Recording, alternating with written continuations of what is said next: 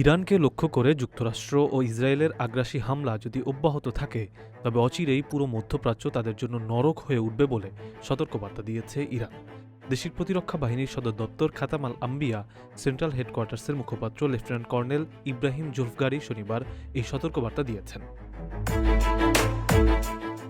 মার্কিন president Donald Trump শনিবার তার সামাজিক যোগাযোগ মাধ্যম ট্রুথ সোশ্যালে পোস্ট করা এক বার্তায় গুরুত্বপূর্ণ আন্তর্জাতিক বাণিজ্য জলপথ হরমুজ প্রণালী থেকে অবরোধ তুলে নেয়া এবং যুক্তরাষ্ট্রের সঙ্গে সমঝোতা চুক্তিতে পৌঁছানোর জন্য ইরানকে ৪৮ ঘণ্টার আলটিমেটাম দিয়েছেন। ট্রুথ সোশ্যালের ওই পোস্টে তিনি বলেছেন, যদি ৪৮ ঘণ্টার মধ্যে ইরান হরমুজ থেকে অবরোধ তুলে নেয়া এবং সমঝোতা চুক্তিতে আসতে ব্যর্থ হয় তাহলে দেশটির ওপর নরক নেমে আসবে। তিনি হুমকি দেওয়ার কয়েক ঘণ্টার মধ্যেই এই সতর্কবার্তা দিল ইরানের প্রতিরক্ষা বাহিনী।